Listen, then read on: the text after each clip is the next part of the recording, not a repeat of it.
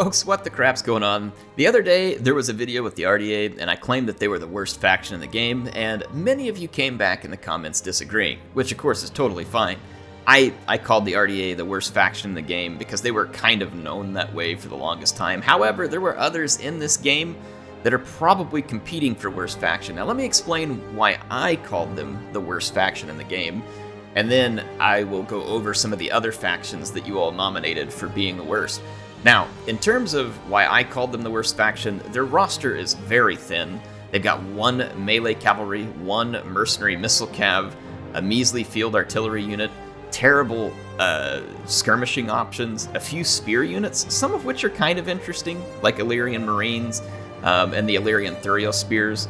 Not bad units overall. And then, of course, we saw the Illyrian Noble Hoplites, which are pretty decent for the price that you put into them. Of course, then they've got some raiders and kind of cheap axe units here, very flimsy stuff, and then they only have one option for the general. This is why I've kind of called them the worst faction in the game. Their roster was so boring that I was never drawn to play a campaign with the RDA.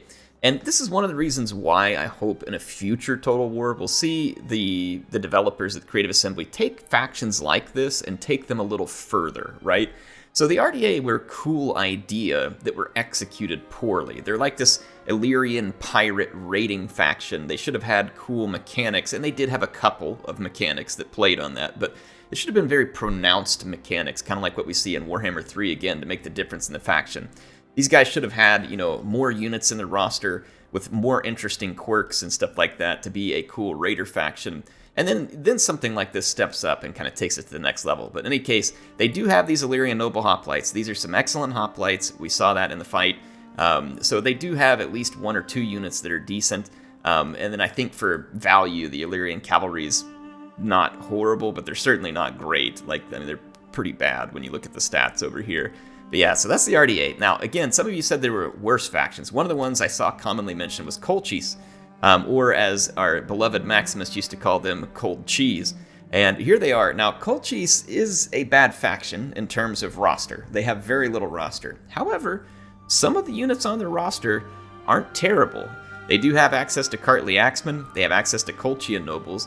Colchian Nobles not near as good as the Illyrian Noble Hoplites, but similar in many respects. They possess a decent charge bonus, that 30 weapon damage spear, and a fair bit of armor, and their price is even lower at 980. So again, not terrible, but from a skirmishing standpoint, they also get access to Eastern Slingers. Eastern Slingers are a pretty decent value here as well because they get that higher 23 damage missile coming off of them. And then from a cavalry standpoint, they have Epeius Lancers, which are pretty solid shot cavalry, and they've got a Noble Blood Cav, which is a solid heavy cavalry unit for melee.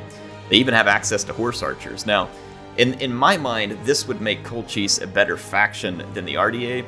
Now, I don't know, maybe that's not true. The RDA tend to kind of be like, I think, a hard counter to cavalry factions, probably because of the Illyrian Thurio Spears and the heavy hoplites, so it tends to make them more of a hard counter in that direction.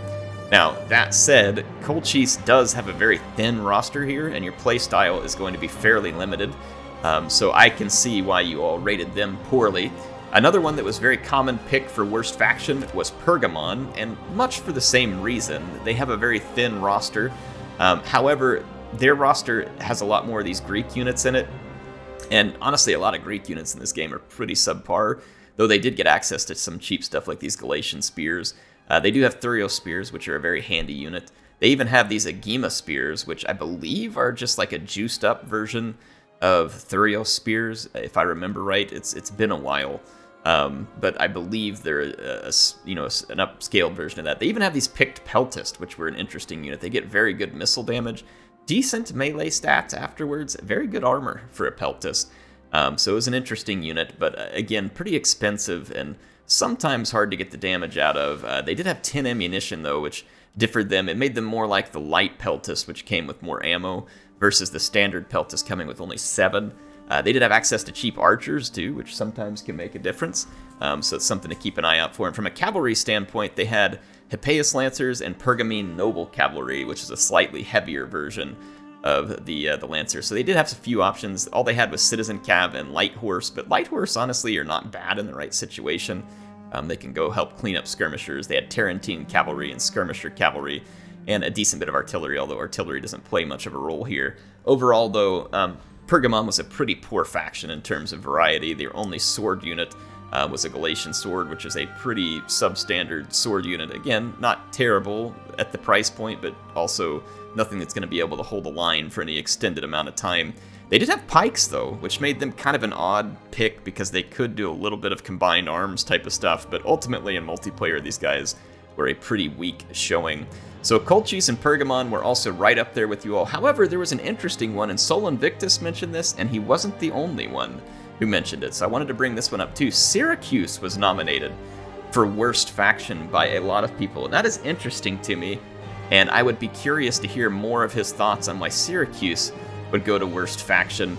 I mean, I'm trying to understand this one. They have access to more units and a better variety of units than some of these other factions. Maybe it's just the ultimate combination that's not good.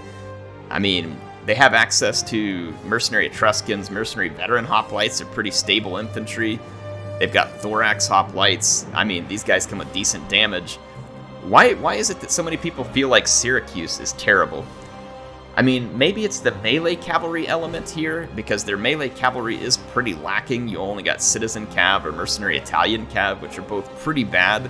And then on the high end, you've got mercenary Campanian cavalry, which, although this is one of my favorite units in the game, it's not meant as an anti-cavalry unit. It's meant for an anti-infantry unit. It's very expensive. They do have access to Balearic Slingers and Light Peltist, which can be kind of handy units with their extra ammunition.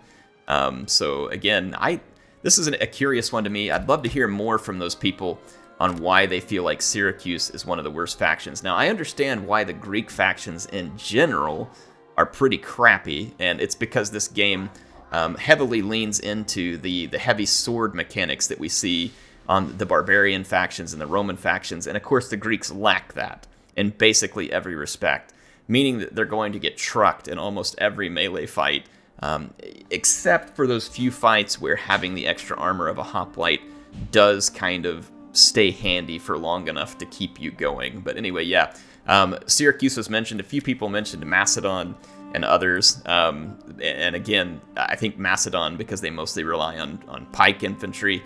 But in any case, at least Macedon did have an option for elite swords here. They had the Royal Peltist. Now, if I remember right, the Royal Peltist don't hold up too well against the barbarian ones unless they get time to chuck all their javelins. But still, the Royal Peltist were an interesting pick in the game. So, but yeah, that was kind of people's thoughts on the worst faction. What do you think? Obviously, most of you probably agreed that the RDA probably weren't it. But I'd love to see more comments and thoughts on what the worst faction was and why you think it. Now, some of my thoughts on the worst faction were coming from a campaign perspective. There's also the multiplayer perspective to consider. I was probably never competitive enough in the multiplayer. Like, I loved playing it and I was decent at it, but I was never on like a competitive level with it. So it sometimes makes it hard for me to judge the multiplayer because I just don't get into all the detail like a more competitive player would have. Anyway, would love to see some comments from you all. I will see you soon with some more action in Total War Rome 2.